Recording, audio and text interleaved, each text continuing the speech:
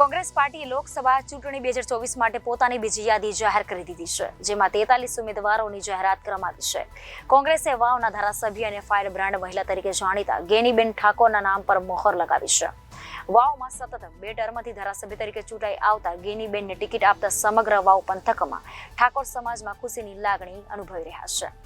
લોક પ્રશ્નને ખુલીને વાચા આપતા લોક ચાહના ધરાવતા ગેનીબેનને ટિકિટ આપતા આ વખતે જિલ્લામાં રસાકસીનો જંગ જામશે।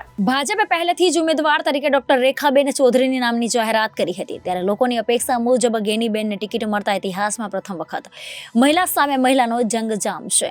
એક તરફ ડોક્ટર રેખાબેન ચૌધરી પ્રથમ વખત ચૂંટણી લડી રહ્યા છે, જેમના દાદા સ્વર્ગસ્થ ગલબાભાઈ નાનજીભાઈ પટેલ બનાસ ડેરીના સ્થાપક છે અને પરિવાર પહેલેથી જ રાજકારણમાં જોડાયેલું છે। જ્યારે ગેનીબેને 3 વખત ધારાસભ્ય ઉમેદવાર તરીકે ટિકિટ મળી હતી, જેમાં 2012માં શંકર ચૌધરી વિરુદ્ધ હાર થઈ ગઈ હતી।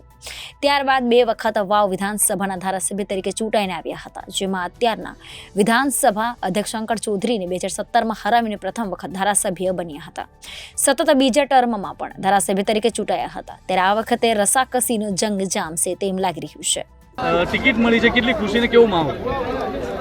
દેવના દેવ મહાદેવ ધોળેશ્વર મહાદેવના દર્શન આજે આ ચડોતર ગામે કર્યા। કોંગ્રેસ પાર્ટીના મોવડી મંડળ, બનાસકાંઠા જિલ્લા કોંગ્રેસ સમિતિના તમામ હોદ્દેદારો અને બનાસકાંઠાના 36 કોમના આશીર્વાદથી અને એમની ભલામણથી કોંગ્રેસ પાર્ટીએ લોકસભાની ટિકિટ એ મહિલા સામે મહિલાને આપી અને બંને પક્ષોએ મહિલા માટે એક બિન અનામત સીટમાં પણ એક સામાન્ય સીટમાં ટિકિટ આપી છે, એટલે નારી શક્તિનું જે ગૌરવ વધારવાનું કામ એ આ બનાસકાંઠાની જનતાને મોકો મળ્યો છે। ત્યારે આપ સૌ જાણો છો એ પ્રમાણે મારા 28 વર્ષના રાજકીય કારકિર્દી દરમિયાન તમામ સમાજોને સાથે રાખીને જે કંઈ નાના મોટા કામો કરવા માટેનો પ્રયત્ન કર્યો છે।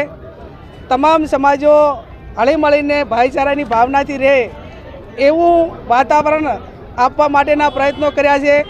સરકારની જે યોજનાઓ હોય એ સારા કામ માટે કરીને ક્યાંક સારું કહેવા માટે પણ તૈયારી બતાવીને લોકોનું કામ થાય એ માટેના પણ પૂરા પ્રયત્નો કરી અને જેટલું જનહિતના કાર્યો માટે કાયમ અગ્રેસિવ રહી સરકાર સુધી વાત પહોંચાડવામાં મીડિયાના માધ્યમથી કે જે રીતે પ્રયત્નો કાયમી કર્યા છે, ત્યારે આ ટિકિટ એ કોઈ ગેનીબેન ઠાકોરને નહીં પણ બનાસકાંઠાની 36 કોમને અને કોંગ્રેસ પાર્ટીના હોદ્દેદારોને એને ટિકિટ આપી છે। અને એને ટિકિટ આપી છે ત્યારે આવનાર સમયમાં અમે કોંગ્રેસના સૌ આગેવાનો બનાસકાંઠાની જનતાને સાથે રાખીને 18 આલમને સાથે રાખીને જ્યારે ચૂંટણી મેદાનમાં જઈશું ત્યારે જે અમારી કોંગ્રેસ પાર્ટીનો ચૂંટણી ઢંઢેરો અને 2014માં જે વચનો આપ્યા હતા અને નથી પૂરા થયા એ વાત પણ મૂકીશું। એટલે આજે માત્ર ધોળેશ્વર મહાદેવના દર્શન કરી અને આપ સૌએ મીડિયાની પણ માફી માગું છું કે બાઇટ આપવામાં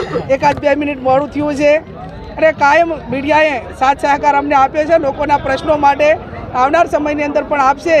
ફરી દેવોના દેવ મહાદેવના દર્શન કરીને ધન્યતા અનુભવી છે। કોંગ્રેસના સૌ કાર્યકરોએ, ગામના લોકોએ ભવ્ય સન્માન કરવા બદલ એમનો પણ સૌનો આભાર।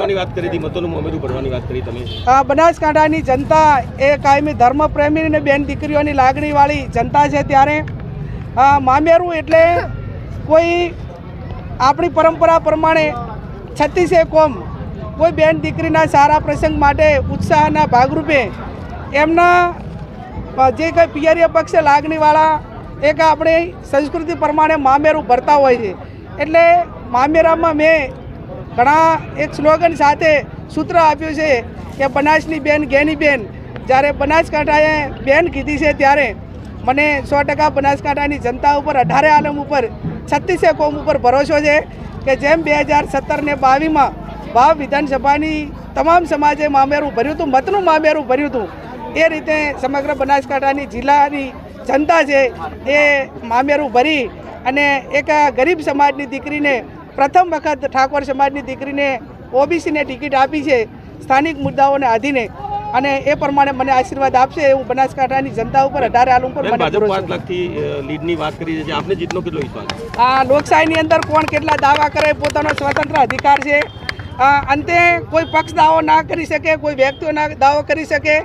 બનાસકાંઠાની જનતાને કોને કેટલી લીડથી જીતાડવું, શું કરવું, એ જનતા જનાદેશનો જે આશીર્વાદ હોય અને જનતા નિર્ણય કરતી હોય છે. એટલે આવનાર સમયની અંદર અમે એવું નથી કહેતા એ લોકોની જેમ કે અમે 5 લાખના હાથે, બનાસકાંઠાની જનતા જે નિર્ણય લઈને અમને આશીર્વાદ આપશે એ અમારા માટે શિરોમણ.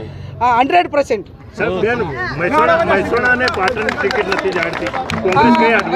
કોને ટિકિટ કયા જિલ્લામાં નક્કી કરવી એ પાર્ટીનો નિર્ણય હોય છે ને પાર્ટીને ટૂંક સમયની અંદર નિર્ણય લઈ લેશે.